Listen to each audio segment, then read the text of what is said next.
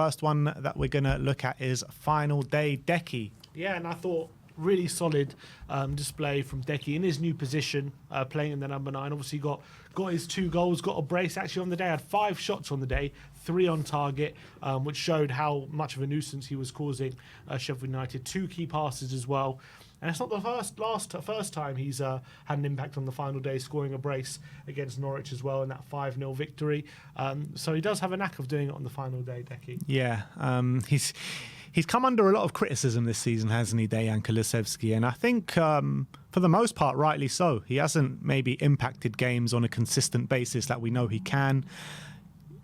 Everyone always goes back to those first 6 months under Conte where he was just so clinical and he was so hard to deal with and he was performing so consistently well. And I don't think we've seen that level on a consistent basis since then, which is hard to see. But when you're taking this game in isolation, playing a new role up front in the number 9, yeah, we saw it at 20 minutes against Man City and he was a handful that game. So it was no surprise that he was going to be a handful against a weak Sheffield United backline, and that's exactly what he was. Took his finishes really well. And like I keep saying, you know, I don't think it's the answer, but I think it's definitely a role where we can use him in next season. And the great thing about Deki is his versatility, where next season he might not be an out-and-out starter in a particular position, but what he can be is, you know, number 10, number 8, on the wing, right or left, maybe mainly on the right, and the number 9 as well. So there's very multiple positions where he can fill in next season. So he's going to get a lot of minutes whether he's starting or not. Yeah, I think he can play all those positions to quite a good level. So it's kind of like you've got a player filling in there who can do a decent job. So I think Deki could be a very important player for us next season. Number 2, we are going to look at the strong end for Sonny. Yeah, and I thought really strong performance from him on the day, which obviously ended up with 1 assist, but I thought it was a nuisance all day. 5 key passes, 2 shots on target. Defensively as well, won 5 of his 7 ground duels, which so shows he was quite combative. Obviously did get that assist. And in the last 10 games, obviously Spurs haven't had a great time of it, but he's got himself 5 goals and assists, so a goal and assist every other game in his last 10 games. Not maybe the end of the season we would have hoped for, but he's still kept up some sort of standards compared to a lot of the other players. So pretty decent end to the season for Sonny. So what is that? Is that 2 goals, 3 assists? Yeah, 3 goals, 2 assists. 3 goals, 2 assists, yeah. I was impressed with Sonny's performance, you know, proper at his creative best. I want to see him get on the score sheet a bit more, but when you look at his season all in all, everyone kind of goes that Sonny's had a bad season, but I just don't see it. I don't see it that way. I don't think Sonny's had a bad season by any stretch of the imagination. I think he's had his most goal contributions he's ever had for Spurs in a single season. And yeah, fine, he might not have had as strong second half as he had first half this season, but I think he's been one of our players of the season this year, and I don't understand this kind of narrative forming saying that he's had a poor season. Yeah, 100%. I completely agree. I mean, he's got one of the highest goal contributions in the Premier League for a reason, because of the quality that he's got. If you're looking at anyone who's to blame for the collapse or anything, I think Son's one of the last people you should be looking at. I think he's had a really, really good season, and I think he's... Look, next season, once we're even more embedded in the system and once we're creating even more chances, I think Son could get a bucket load of goals. And this whole narrative of, oh, we should sell Son, he's past his sell-by date and all this, I think it's ludicrous. Mm-hmm. I really do. I think he's a world-class player. I think he's still a world-class player. He has to adapt his game as he gets older, but that goes for everyone. And when you're looking at why Son has been a bit lackluster in this moment of the season, I feel like he's been let down by his teammates. You know, he's always making the right runs, he's always trying his hardest, and he's always getting in good positions, but his teammates have failed to find him on a consistent basis. And not just that, I think he's also laid on quite a few assists where his teammates have failed to score. Absolutely. So I think both ways he's been let down. Yeah. Let's go on to number 3, and that is Bentancur improving. Yeah, and I thought a solid performance from Bentancur at the end of the season, backed off by a solid performance against City as well. So hopefully we're starting to get a much better Bentancur. Played in the 6 in this game, 4 out of 4 ground duels won, 94% passing accuracy, 2 tackles, 3 interceptions, which is more than anyone else on the pitch as well. Also hit the post with a really nice effort from 25 yards. I think we are starting to see Bentancur build himself up, and he was better in this game, and hopefully with a view of next season we really get to see the best of him. But I'm really encouraged by some recent performances from Bentancur. Yeah, absolutely. And I was starting to worry a bit with these Bentancur cameos, how frustrated he looked when he went off against Man City. He hasn't looked at his physical best for some time, and it's understandable with what he's been through. Done his ACL. As soon as he comes back from his ACL, gets another serious injury after an amazing 20-minute period against Aston Villa. And when you actually look at that 20-minute period against Aston Villa in his first game back from an ACL, it's nothing short of, I mean, it's out of this world how you can perform like that first game back from an ACL. It's just actually mind-boggling. But when he comes back from that other injury, maybe our expectations of him were a bit too high because of how he came back from that ACL. He's taken time to get back to his fitness, and I think that's what we're seeing now the last couple of games. You're seeing him really improving this team, really improving the Spurs shirt, especially his physicality and the way he's about to get around the pitch and the way he's able to put in these challenges, and he's providing quality at the end of it as well. So I'm really excited to see what Bentancur can provide next season, particularly with another pre-season behind him. Definitely. And number 4, we are looking at goal-getters. And yeah, after Sunday, Spurs, obviously with their 3 goals against Sheffield United, Spurs scored now 74 goals this season, which actually, surprisingly, is their second highest total for goals scored in Premier League history. Is that right? Yeah. What was the first 86 points season? Yeah.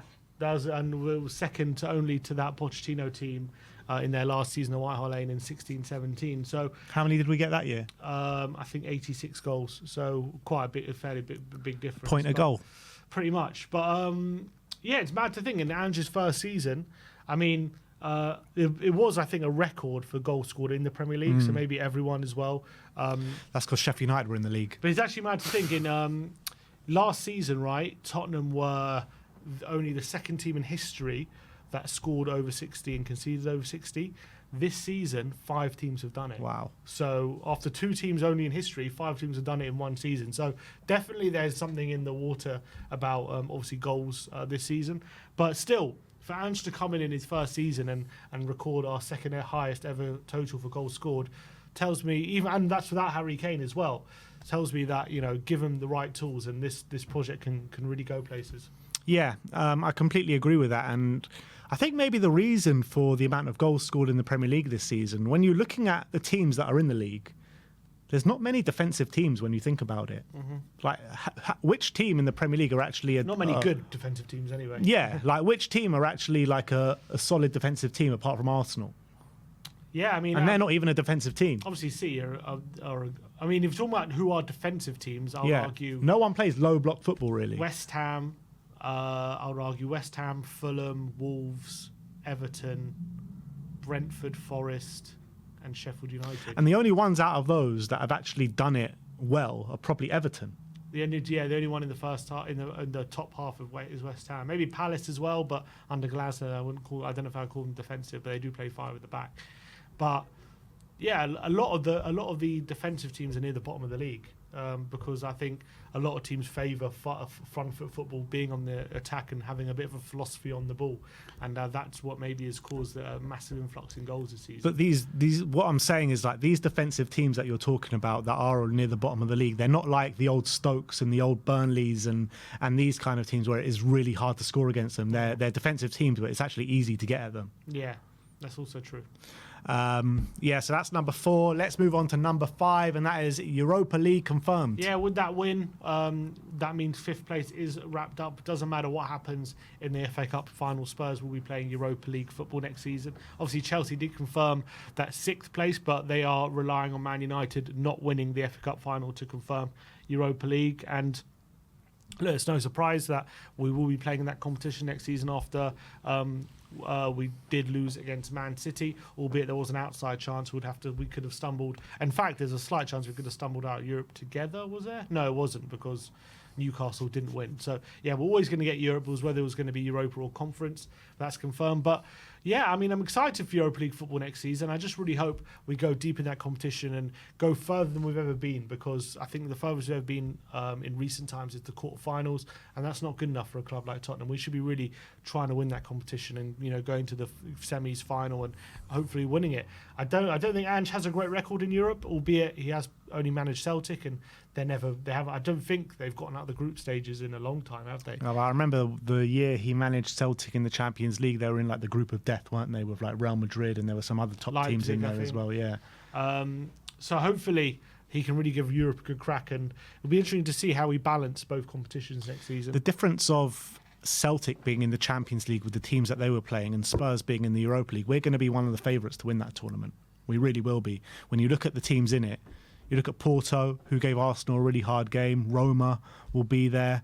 Athletic Bilbao will be there. So apart from these kind of teams, there's like 4 or 5 teams that are really dangerous. But everyone else, we should fancy our chances against. 100%. And even those teams, we should fancy our chances against. So it's a competition which we should realistically be going for. Like, we should give it a real good go, and we should be getting to minimum semi-finals, minimum. Which would be great to see. And yeah, you're right. Like, it's always been a letdown being in Europa League as a Spurs fan. You know, the teams that we've gone out to, like when we dropped out the Champions League under Pochettino in the group stage, and we played Ghent at Wembley. Dele Alli gets sent off and we go out. I mean, it was just ridiculous. In that quarter-final that you're talking about, we go out to Basel. We had with Basel with on penalties, Adebayor skying it. We've had years went out to Sevilla. We should have won that over PSV. PSV on penalties through Aurelio Gomez. We've had the Shakhtar. I remember went out to Shakhtar Donetsk, where that was really disappointing. Did Giovanni Dos Santos score in that game? Or was that in the group stage? No, it was Gio. He scored in that game. So a long history of failure in the Europa League. We even went out in the groups one year under Harry. Well, look, you say long history of failure in the group stage in the Europa League, but we've got a lot more success than some teams in the Europa League as well. Exactly. Well, UEFA Cup, we have same competition, same trophy.